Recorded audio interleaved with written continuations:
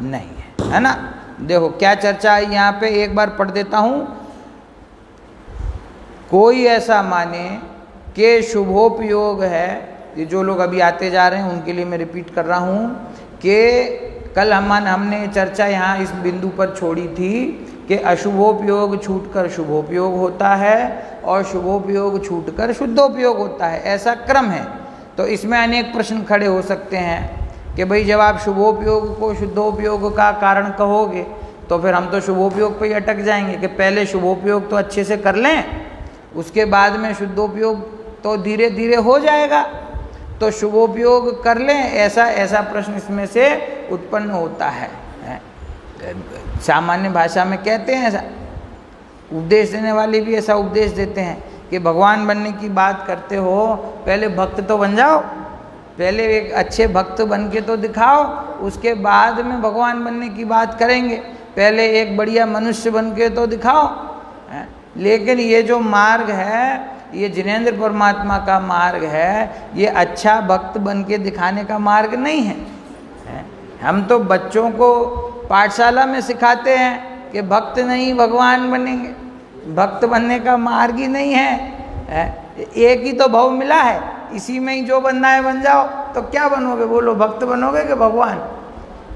देखो ये तो क्या है, वो जो उपदेश देने वाले हैं ना, उनकी भी मजबूरी है कि उनके सामने जो बैठा हुआ है ना श्रोता, वो ऐसी भूमिका में अभी है कि उसको ये ऐसा उपदेश देने का भाव आए बिना रहता नहीं कि भैया उनको पता है कि इसको बख्शा बख्श का विवेक नहीं है, इसको दिन में और रात्रि के भोजन का विवेक नहीं है, इसको समझ में ना हिंसा अहिंसा का विवेक नहीं है। अब कहना नहीं चाहिए जैन समाज के लोग हो गए और मध्यमास मधु का भी विवेक नहीं है, तो अब उसको क्या कहें। तो उसको यही कहा जाता है कि पहले अच्छे श्रावक तो बन के दिखाओ, पहले अच्छे भक्त तो बन के दिखाओ। यहाँ अपने आप वो समस्या नहीं, मुमुक्षुओं में वो समस्या नहीं है। ये तो जिस जीव को मोक्ष मार्ग की रुचि लगी है, जो सर्व प्रकार से अपने आत्मा का हित करना चाहता है, लेकिन उसके अभिप्राय में कोई विषय संबंधी भूल रह गई है, नए संबंधी निश्चय व्यवहार संबंधी भूल रह गई है, कोई अभिप्राय में वासना रह गई है, उसको यहाँ पर दूर कराते हैं।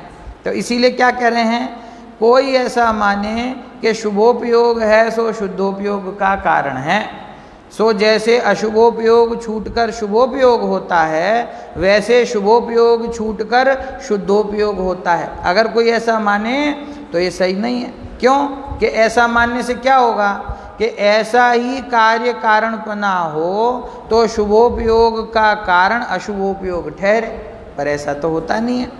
तथा द्रव्यलिंगी के शुभोपयोग तो उत्कृष्ट होता है, शुद्धोपयोग होता ही नहीं, इसीलिए परमार्थ से इनके कारण कार्यपना है नहीं। कि भैया हम ऐसा बिल्कुल नहीं कहना चाहते हैं कि अशुभोपयोग से शुभोपयोग होता है और शुभोपयोग से शुद्धोपयोग होता है। अशुभोपयोग के बाद शुभोपयोग होता है और शुभोपयोग के बाद शुद्धोपयोग होता है, ऐसा क्रम होने पर भी अशुभोपयोग के कारण से शुभोपयोग होता है और शुभोपयोग के कारण से शुद्धोपयोग होता है, ऐसा स्वरूप नहीं है, ऐसा कारण कार्यपना नहीं है।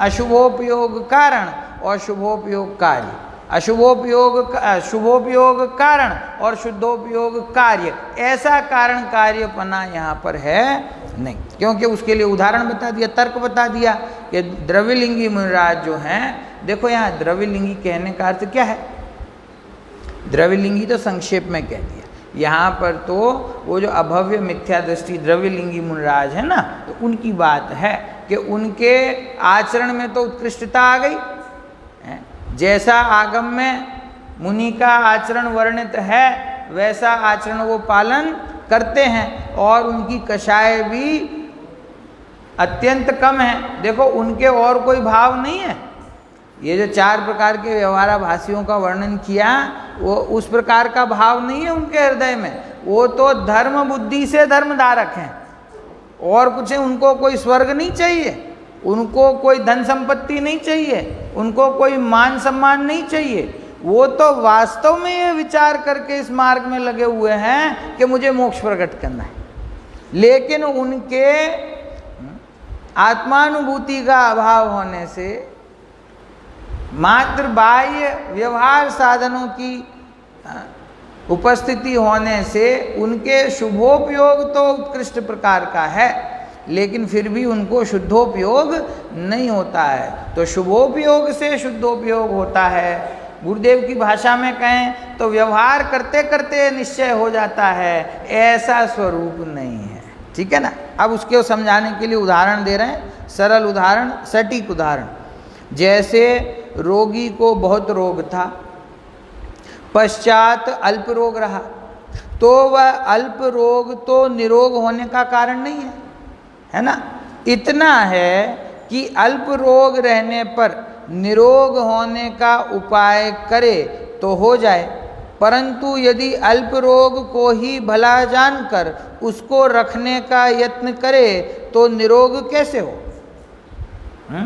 किसी को रोग बहुत हो गया और उसने उपाय किया और रोग थोड़ा कम हो गया, तो थोड़ा कम हुआ, अब क्या कि अब यहाँ पर भोजन जैसा डॉक्टर वैद्य ने बताया वैसा करे, दवाई समय पे ले, अपना व्यायाम करे इत्यादि, जो कुछ भी है वो उपाय करेगा तो अल्प रोग है ना अभी तो वहाँ से स्वस्थ होने की संभावना है, और तीव्र रोग हो तो फिर वो स्वस्थ नहीं हो पाता है। बहुत सारी बीमारियां ऐसी हम देखते हैं, जो बड़ी बड़ी बीमारियां जितनी होती हैं, डायबिटीज़ हुआ, कैंसर हुआ, ऐसी जो बड़ी बीमारियां हैं, हार्ट की बीमारी है, जब प्रारंभ होती है, अल्प होती है तो हम ध्यान नहीं देते, कोई बात नहीं हो जाएगा देख लेंगे, और जब वो बढ़ जाती है तब चिंता होती है। तो पंडित जी कह रहे हैं कि जब अल्प होती है उस समय प्रयत्न करे तो वहाँ से निरोग हो सकता है। बहुत रोग हो जाए, तीव्र हो जाए तो वहाँ से निरोग नहीं हो सकता है। उसी प्रकार कषाई के तीव्र कषाय रूप अशुभोपयोग था, पश्चात मंद कषाय रूप शुभोपयोग हुआ, तो वह शुभोपयोग तो निकषाय शुद्धोपयोग होने का कारण है नहीं। इतना है कि शुभोपयोग होने पर शुद्धोपयोग का यत्न करे तो हो जाए, परंतु यदि शुभोपयोग को ही भला जानकर उसका साधन किया करे तो शुद्धोपयोग कैसे हो। हैं, ये अपन जहाँ फंसे हुए हैं ना, ये वो बिंदु है, जहाँ पे अपन अटक जाते हैं, ये वो बिंदु है कि भैया सभी जीवों की, जो स्वाध्याय करने वाले जीव हैं, शास्त्र की बात सुनने समझने वाले जीव हैं, वो किस स्थिति में आ गए कि उनके तीव्र कषाय तो अब नहीं है। समझ में, तीव्र कषाय रूप परिणाम तो नहीं चल रहे हैं। तो तीव्र कषाय से पहले तीव्र कषाय रूप थे, फिर आगम के अभ्यास से मंद कषाय रूप परिणाम हुए। अब जब ये मंद कषाय रूप परिणाम हुए तो उसको कहते कि यहाँ से शुद्धोपयोग प्रकट हो सकता है, लेकिन उसका अर्थ ये नहीं है कि ये मंद कषाय रूप प्रवृत्ति करते करते शुद्धोपयोग प्रकट हो जाएगा। ये तुम्हारा भावों में जो विशुद्धता प्रकट हुई है, कषाय की मंदता रूप, यहाँ से यदि तुम तत्व निर्णय का पुरुषार्थ करोगे तो तुमको शुद्धोपयोग प्रकट होने की संभावना है। और यदि तुम ऐसा विचार करोगे कि ये व्रत तप शील संयम दान पूजा इत्यादि कार्य में करता रहूं और ये करते करते मुझे मोक्ष की प्राप्ति हो जाएगी, ये करते करते मुझे शुद्धता प्रकट हो जाएगी, ये करते करते मुझे सम्यक दर्शन प्रकट हो जाएगा, समझ में, तो ऐसा वस्तु का स्वरूप नहीं है। सम्यक दर्शन अपने स्वरूप का श्रद्धान है, देखो, है ना। सम्यक दर्शन अपने स्वरूप का श्रद्धान है, उसमें बाहर की कोई वस्तु और कोई क्रिया उसका आधार कैसे बनेगी। जैसे एग्जाम्पल देता हूँ कि जैसे किसी को डॉक्टर बनना है ना, तो वो डॉक्टर की पढ़ाई कर रहा है कि जो डॉक्टर बनना है ना, तो मेडिकल की पढ़ाई कर रहा है, उसी में उसका मन लगता है, उसी में वो तत्पर है, उसी का प्रयत्न करता है, तो 4-5 वर्ष मेहनत करके वो डॉक्टर बन जाता है ना। अब कोई कहे कि मैं तो शुद्ध भोजन करता हूँ, मैं डॉक्टर बन जाऊँ, तो शुद्ध भोजन करने से डॉक्टर कैसे बने। कि मैं सफ़ेद वस्त्र पहनता हूँ तो मैं डॉक्टर बन जाऊँ, सफ़ेद वस्त्र पहनने से डॉक्टर कैसे बनेगा?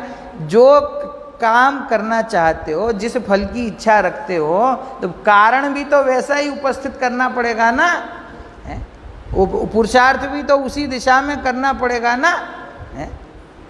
एजुकेशन सिस्टम वाले कितने समझदार हैं, उनने अलग अलग लाइन बना दी। कोई आर्ट्स में जाना चाहता है, कोई कॉमर्स में जाना चाहता है, कोई साइंस में जाना चाहता है, कोई मेडिकल में जाना चाहता है, तो अलग अलग वो है ना कि आपको अपने जीवन में कैरियर क्या बनाना है, तो जो बनाना है उस दिशा में काम करते हैं। खिलाड़ी खेल खेलते हैं, जिनको सचिन तेंदुलकर बनना है वो क्रिकेट खेलते हैं, समझ में आ गया। तो अब किसी को बनना तो सचिन तेंदुलकर है, अब वो कहे मैं फुटबॉल खेलता हूँ, तो फुटबॉल खेल के सचिन तेंदुलकर कैसे बन जाएगा? तो ऐसे ही हमें सम्यक दर्शन प्रकट करना है, ज्ञानी बनना है, मोक्ष मार्ग में आगे बढ़ना है। और उसके लिए उपाय क्या करता है? कि उपाय करता है बाह्य साधन का। तो बाह्य साधन का उपाय करेगा तो उसका फल भी शरीर में आएगा। उपवास करोगे तो स्वस्थ रहोगे, उपवास करोगे तो वजन कम हो जाएगा। वो हो सकता है, वो संभव है, क्योंकि वहाँ प्रयत्न किया ना। ये तो व्यवहार की बात है, स्थूलता से है। वहाँ प्रयत्न करो तो वहाँ होता, वो चीज़ हो जाएगी। लेकिन उपवास करे और फल चाहे कि मुझे सम्यक दर्शन हो जाए, ऐसे ये कहीं पे इसका कार्य कारणपना बैठता ही नहीं, कारण कार्यपना इसमें है ही नहीं। शुभोपयोग का और शुद्धोपयोग का ऐसा कारण कार्यपना सिद्ध होता ही नहीं, और इसमें कोई बहुत गंभीर उपदेश की जरूरत भी नहीं है। ये तो स्वयमेव ही ख्याल में आता है कि जैसे अशुभोपयोग में रहते रहते शुभोपयोग नहीं हो सकता, वैसे ही शुभोपयोग में रहते रहते मतलब उसी में संतुष्ट रह के, उसी को कारण मान के, उसी को उपादेय मान के, तो शुद्धोपयोग उससे प्रकट नहीं हो सकता है। इसीलिए मिथ्या दृष्टि का शुभोपयोग तो शुद्धोपयोग का कारण है नहीं। सम्यक दृष्टि को शुभोपयोग होने पर, ये समझना, सम्यक दृष्टि को शुभोपयोग होने पर निकट शुद्धोपयोग प्राप्त हो, ऐसी मुख्यता से कहीं शुभोपयोग को शुद्धोपयोग का कारण भी कहते हैं, ऐसा जानना।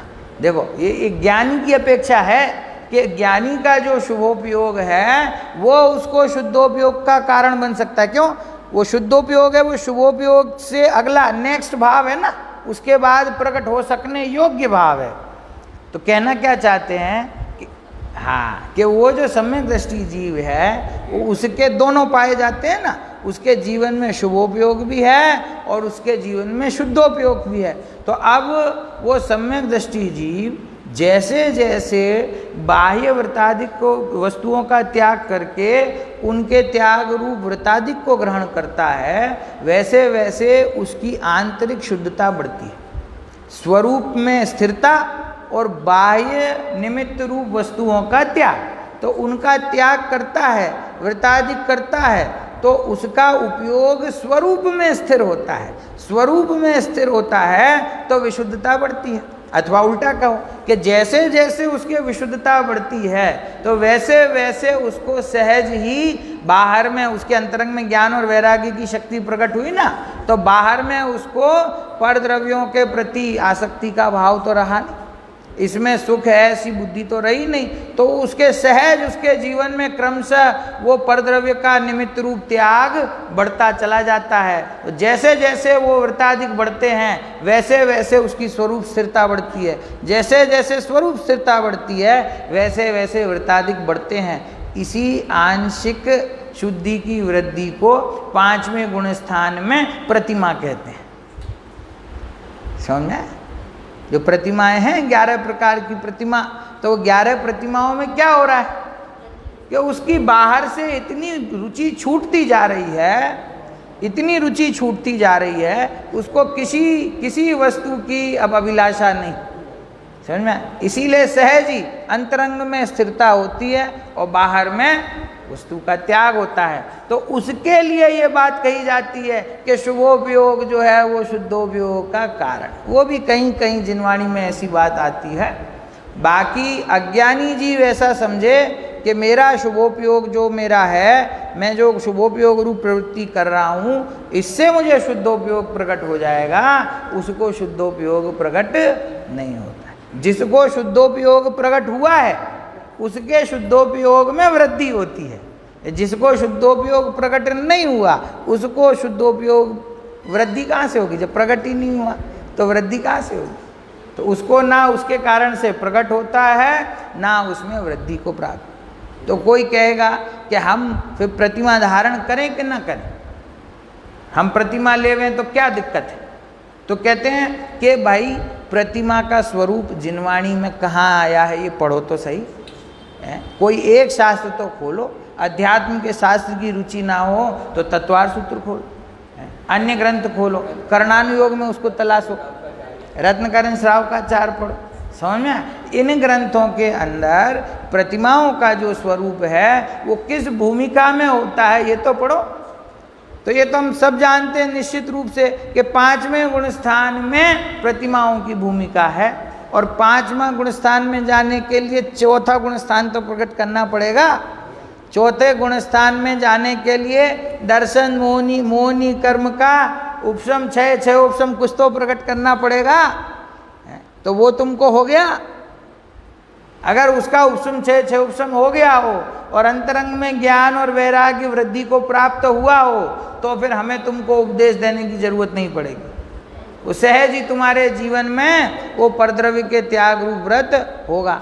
लेकिन वस्तु का स्वरूप क्या, जिस मोहनी कर्म का अभाव करना है उसका स्वरूप क्या, उसका अभाव कैसे होता है, उसका उपाय क्या, ये तो कुछ पता नहीं है। मोहनी कर्म के भेद कितने होते हैं ये पूछ लें तो यही पता नहीं है तो अभाव कैसे करे। उसका स्वरूप क्या है ये पता नहीं है तो अभाव कैसे करे। अभाव की विधि क्या है ये पता नहीं है तो अभाव कैसे करेगा। तो जिसके सम्यक दर्शन प्रकट नहीं हुआ ऐसा जीव शुभोपयोग करे और ऐसा समझे कि इससे मुझे शुद्धोपयोग हो जाएगा, ऐसे शुद्धोपयोग प्रकट नहीं होता है। हाँ, भव्य तो शामिल ही है। जब अभव्य की बात कहेंगे जो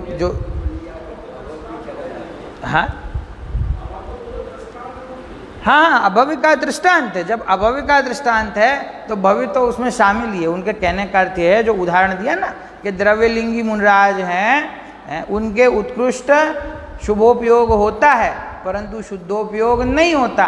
तो ये तो जो द्रव्यलिंगी मुनराज कोई भी हैं उन सब पे ही घटित होता है। ये तो अभव्य को उदाहरण के रूप में पेश करते हैं कि अभव्य जीव उत्कृष्ट से उत्कृष्ट प्रकार का शुभोपयोग करेगा और उसके फल में 9वें ग्रह तक जाएगा परंतु मोक्ष में नहीं जाते। समझ में ये बात है। तथा यह जीव अपने को निश्चय व्यवहार रूप मोक्ष मार्ग का साधक मानता है। यह जीव मतलब कौन?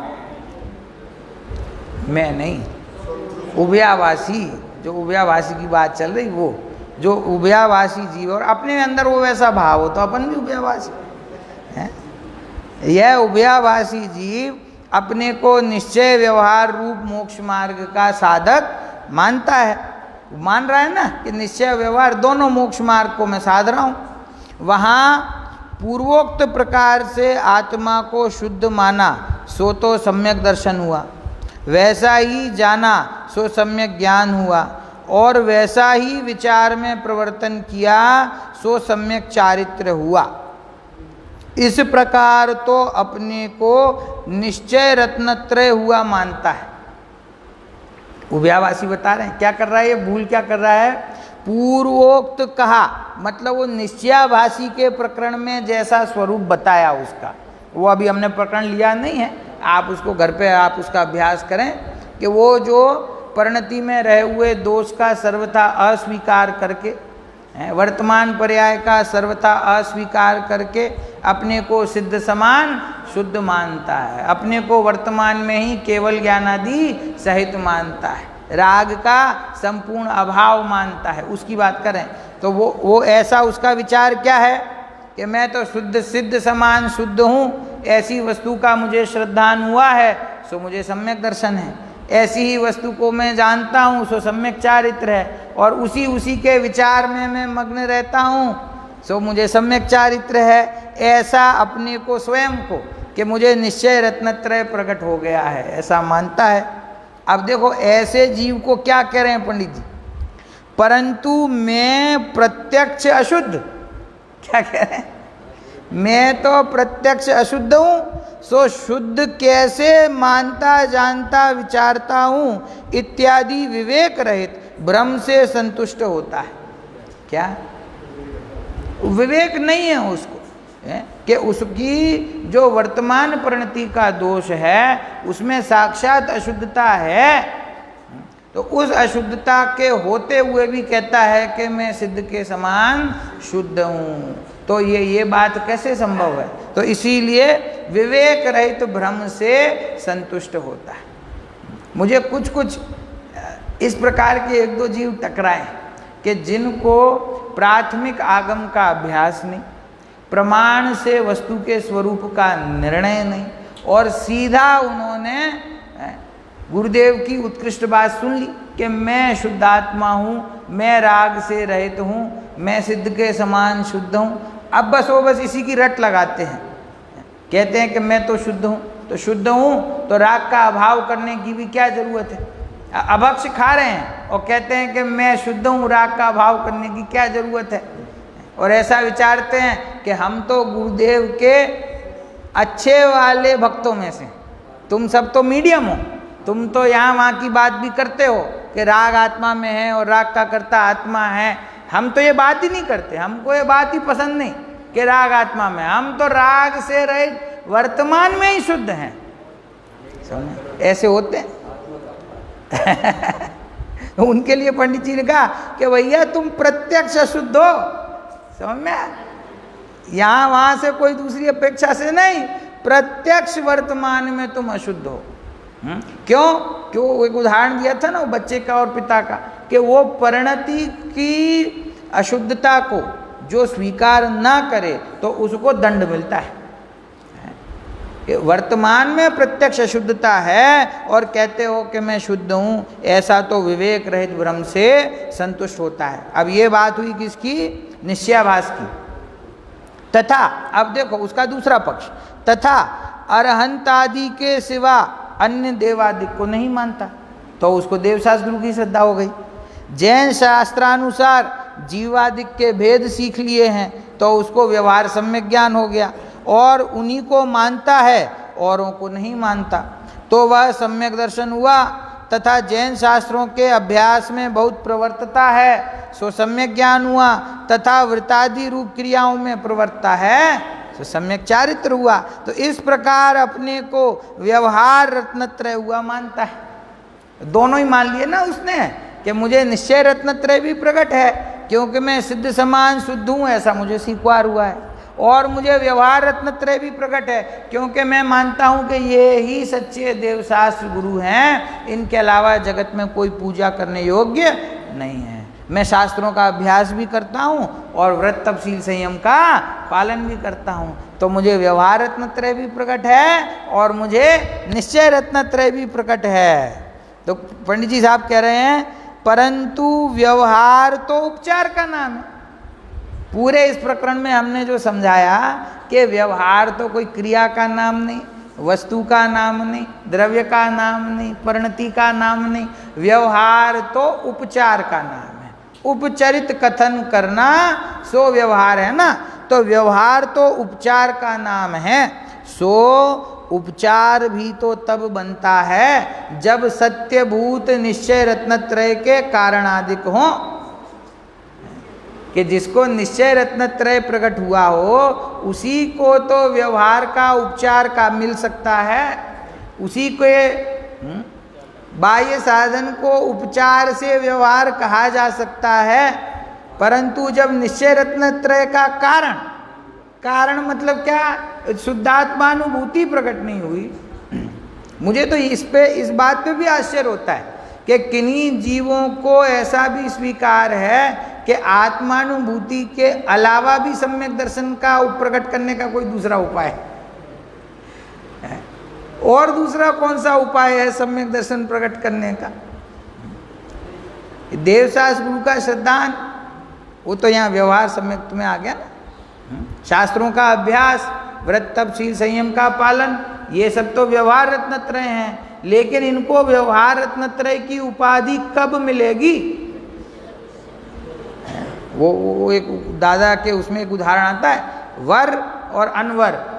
शादी होती है ना, तो दूल्हा है, दूल्हा वर है, तो वो वर है और उसके आगे एक किसी को बिठा देते हैं ना, तो वो छोटे बच्चे को, तो वो कहलाता है अनवर है। तो उसका भी वैसे ही सम्मान होता है उस दिन, जैसे दूल्हे का सम्मान हो रहा होता है, तो उसका भी वैसे ही सम्मान होता है। हालांकि ये तो प्रक्रिया बदल गई।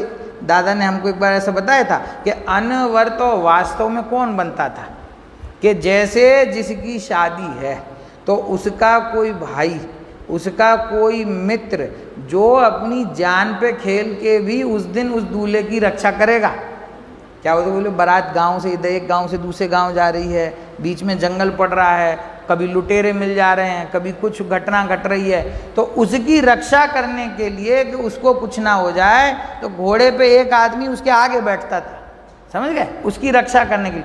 उसको अनवर कहते हैं। वो तो अब तो उसकी जरूरत नहीं रही, तो प्रतीकात्मक उसको पूरा करने के लिए एक छोटे बच्चे को बिठा दिया, समझे। अनवर तो कौन है कि वो दूल्हे की जो रक्षा कर रहा है, वो आगे बैठा है उसके लिए, वो अनवर कहलाता है। तो अनवर नाम कब पाएगा? जब वर होगा तभी तो अनवर होगा ना। वर के बिना अनवर चल दे बारात लेके, तो उसकी कौन उसकी सेवा शुश्रूषा करे, कौन उसका सम्मान करे? तो वर है तो अनवर है ना, वर नहीं है तो फिर अनवर कहाँ से आए? तो ऐसी बात है कि निश्चय रत्नत्रय का कारण मौजूद नहीं है, त्रिकाली ध्रुव भगवान आत्मा का अनुभव प्रकट हुआ नहीं है, और कहता है कि मुझे व्यवहार सम्यक दर्शन प्रकट हो गया। तो व्यवहार सम्यक तो उपचार का नाम है, किसी चीज का नाम नहीं है। तुम जो क्रिया करते हो उस क्रिया का नाम व्यवहार सम्यक तो नहीं है। सुनो, देवशास्त्र गुरु का श्रद्धान, आगम का अभ्यास और व्रत तप शील संयम का पालन, यदि इसको व्यवहार सम्यक समझते हो, इसका नाम व्यवहार सम्यक तो नहीं है। इसको जो उपचार से मोक्ष मार्ग कहा जाता है, उस उपचार का नाम व्यवहार है। और वो उपचार तब होगा कि जब निश्चय रत्नत्रय के कारण मौजूद होंगे। और निश्चय रत्नत्रय को प्रकट करने का तो एक ही उपाय है, उसका तो एक ही कारण है, अपने त्रिकाली ध्रुव भगवान आत्मा का जैसा स्वरूप है वैसा उसका निर्णय करना। इसके बिना वो निश्चय रत्नत्रय नहीं होते, और निश्चय रत्नत्रय नहीं होते तब तक व्यवहार रत्नत्रय तो नाम पाते ही नहीं है। वो क्रिया तुम कर सकते हो, व्रताधिक तुम कर सकते हो, शास्त्र अभ्यास तुम कर सकते हो, देवशास्त्र गुरु का श्रद्धान होना चाहिए, लेकिन उसका नाम व्यवहार सम्यक तो नहीं। अपने आप को इस भ्रम में मत रखो कि मैं व्यवहार सम्यक का अधिकारी हूँ, क्योंकि मेरे अंदर देवशास्त्र गुरु का यथार्थ श्रद्धान, अनुभूति प्रकट हो जाए, सम्यक दर्शन प्रकट हो जाए, उसके बाद वो व्यवहार सम्यक का नाम पाता है।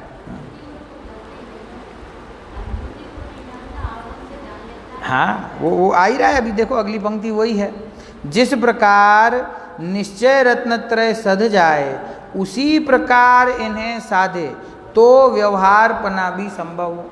कि जैसे भी करके मर करके भी एक बार निश्चय रत्नत्रय प्रकट करे, तो फिर ये बाह्य साधन जो हैं इसमें व्यवहार पना भी संभव हो।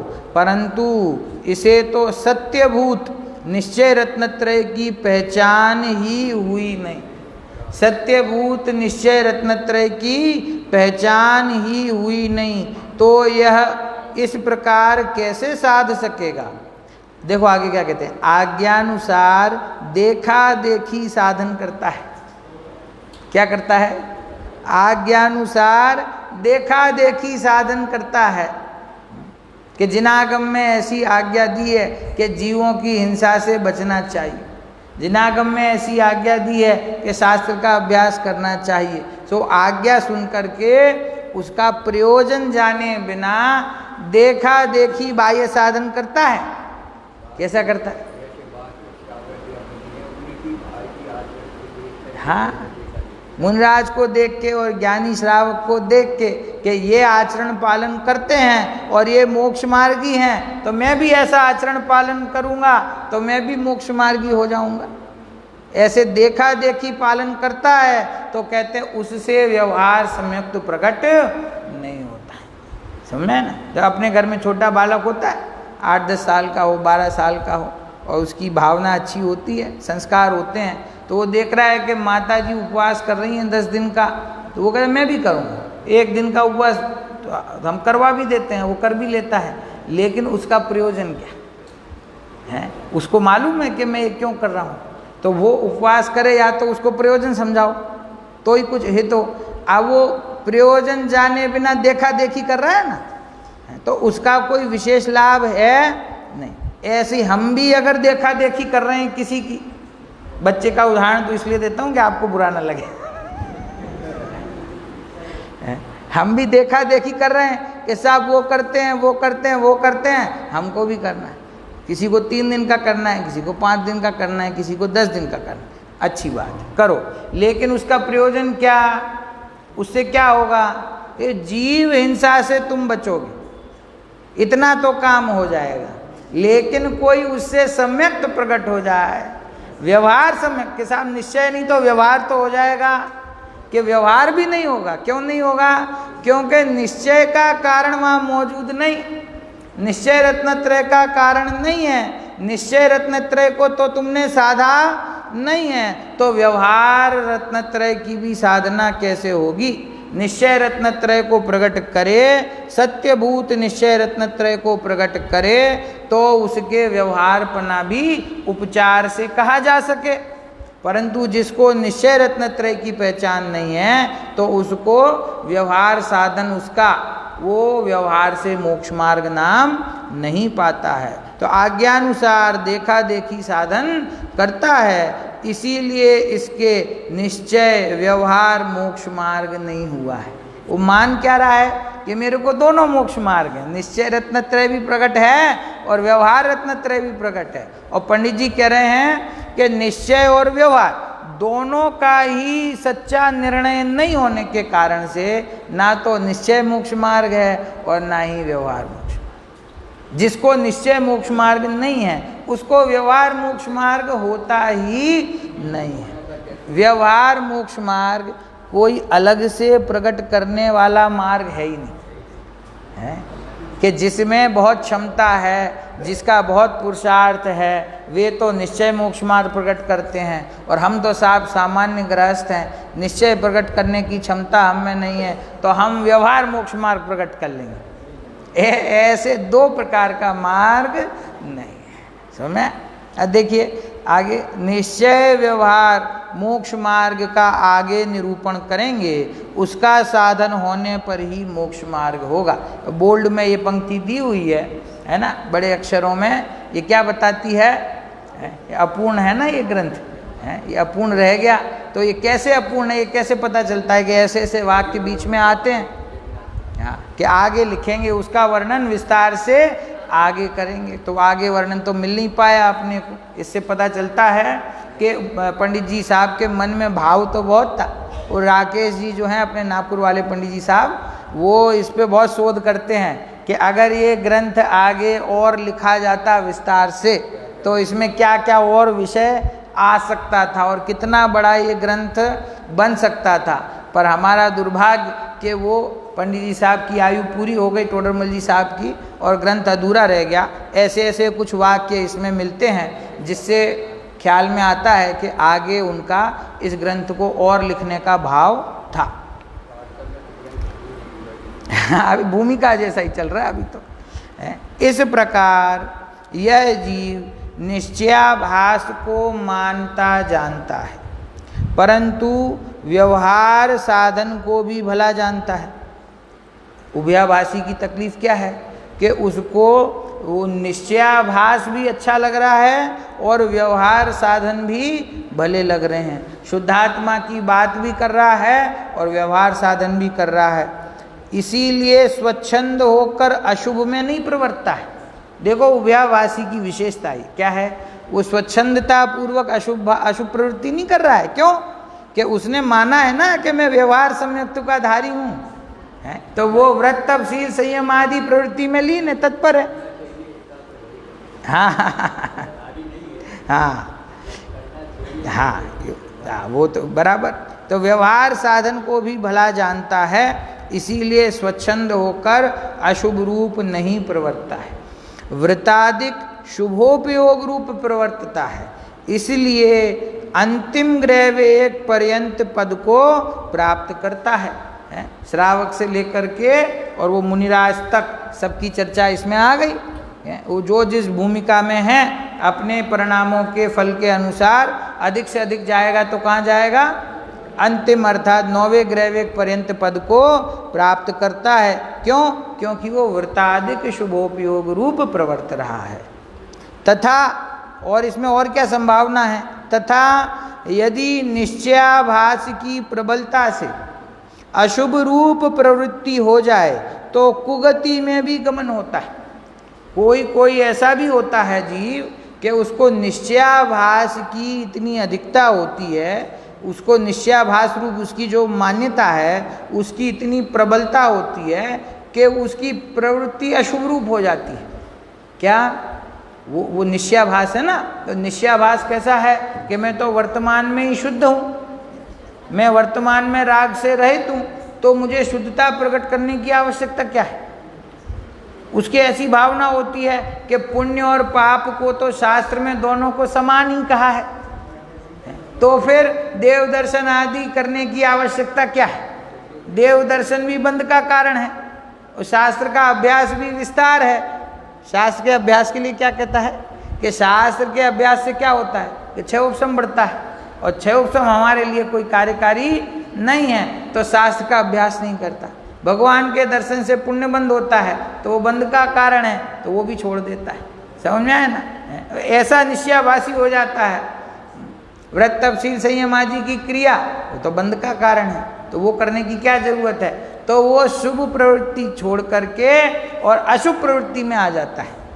निश्चयाभास मान रहा है, निश्चयाभासी के समान है, उसकी श्रद्धा बराबर है अपने स्वरूप के लिए कि मैं तो शुद्ध हूँ, केवल ज्ञानादि सहित हूँ, और बाहर में ये सब जो क्रियाएं हैं शुभोपयोग रूप प्रवृत्ति है ये तो बंध का कारण है, तो उसको छोड़ देता है और स्वरूप का आश्रय उसको हुआ नहीं है, यथार्थ स्वरूप का निर्णय है नहीं, और शुभोपयोग रूप प्रवृत्ति छूट जाती है, तो क्या होता है?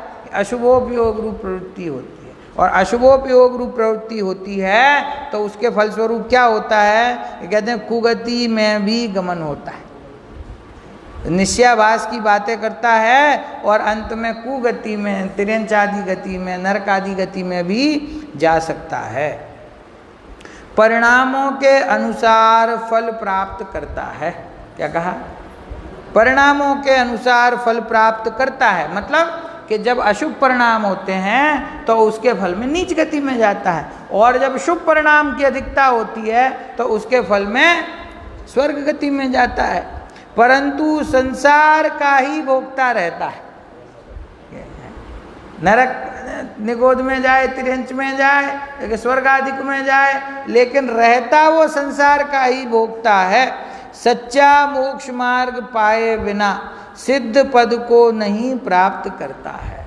जब तक वो सच्ची समझ के द्वारा निश्चय और व्यवहार का यथार्थ स्वरूप समझकर, और ये दोनों नए हैं, तो उन नयों के द्वारा वस्तु का निर्णय करके उन नयों का पक्षपात छोड़ के पक्षातिक्रांत रूप शुद्धात्मा का समय सार का अनुभव नहीं करता है, तब तक उसको सिद्ध पद की प्राप्ति नहीं होती है। देखो पूरे प्रकरण का कारण क्या है, क्यों ये प्रकरण पंडित साहब ने लिखा, वो ये अंतिम पंक्ति में है कि सच्चा मोक्ष मार्ग पाए बिना कोई भी जीव सिद्ध पद को प्राप्त नहीं करता है। तो जो जहाँ अटका हुआ है उसको वहाँ से खींच करके मोक्ष मार्ग में लेकर आते, उसको सच्चा स्वरूप बता करके करुणा करके ज्ञानी उसको कहते हैं कि सच्चे मोक्ष मार्ग में आओ, तो वो समझता है कि ये व्यवहार का निषेध करते हैं। अरे तू व्यवहार का पालन करके तू रहेगा भोक्ता संसार का ही है। उनके मन में जो करुणा है वो ये है कि तुम कितना भी पालन कर लो, कितना भी पालन कर लो, लेकिन उसका फल क्या मिलेगा कि उसका फल तो 4 गति ही मिलेगी। अशुभ भाव की अधिकता होगी तो नीची गति में जाएगा, शुभ भाव की अधिकता होगी तो स्वर्ग आदि में जाएगा। लेकिन इन दोनों का ही फल, ना तो अशुभ भाव का ना शुभ भाव का, किसी का फल मोक्ष है ही नहीं। समझ में? इसीलिए बार बार जोर देकर ये बात समझाई जा रही है कि जब तक सच्चे मोक्ष मार्ग पर नहीं आएगा तब तक उसको सिद्ध पद की प्राप्ति नहीं हो सकती। और वो सच्चा मोक्ष मार्ग क्या है कि निश्चय व्यवहार दोनों की एकता। अरे नहीं भाई, निश्चय व्यवहार दोनों का पालन, निश्चय व्यवहार दोनों का सत्य श्रद्धान, कि हाँ सत्य श्रद्धान होना चाहिए, जैसा है वैसा होना चाहिए। वो उपादेय निश्चय जो है वो जिस वस्तु को बताता है वो ग्रहण करने योग्य है, वो वस्तु वैसी है, उसका अंगीकार करना और उसका श्रद्धान करना, ये तो निश्चय नहीं के बारे में यथार्थ समझ है।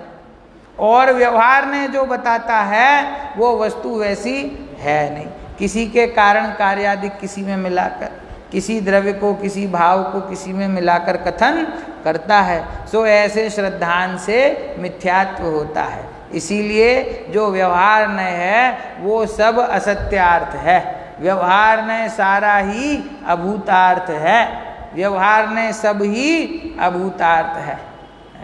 वो व्यवहार ने छोड़ने योग्य है कि व्यवहार ने ग्रहण करने योग्य भी है और छोड़ने योग्य। ग्रहण करने योग्य मतलब क्या? जैसा उसका स्वरूप है वैसा ग्रहण करना। और छोड़ने योग्य मतलब क्या? कि वो शरीर आश्रित प्रवृत्ति में जो तुमने मोक्ष मार्ग मानने की तुम्हारी मिथ्या मान्यता है वो छोड़ने योग्य है। समझ में? और प्रवृत्ति करना के छोड़ना के प्रवृत्ति में नए लागू ही नहीं पड़ता है। समझे? ये जो इसका सार है, संक्षेप है इस पूरे प्रकरण का, वो क्या है कि शुभ भाव रूप प्रवृत्ति का नाम व्यवहार ऐसा वस्तु का स्वरूप नहीं है। जो क्रियाएं हम अपने दैनिक जीवन में करते हैं तो निश्चय नहीं तो व्यवहार सम्यक दर्शन ज्ञान चारित्र हमको प्रकट हो जाएगा, निश्चय मोक्ष मार्ग नहीं तो व्यवहार मोक्ष मार्ग हो जाएगा। कहते हैं व्यवहार मोक्ष मार्ग किसी क्रिया का नाम नहीं, व्यवहार मोक्ष मार्ग किसी प्रवृत्ति का नाम नहीं है, व्यवहार मोक्ष मार्ग शुद्ध भोजन का नाम नहीं है, व्यवहार मोक्ष मार्ग सोले से रहने का नाम नहीं है, व्यवहार मोक्ष मार्ग रात्रि भोजन का त्याग नहीं है। तो क्या है? व्यवहार मोक्ष मार्ग उपचार है, वो नए है। समझे? उपचार उपचरित कथन है और वो उपचार से उसको व्यवहार की संज्ञा कब मिलेगी कि जब निश्चय सम्यक दर्शन ज्ञान चारित्र प्रकट होगा।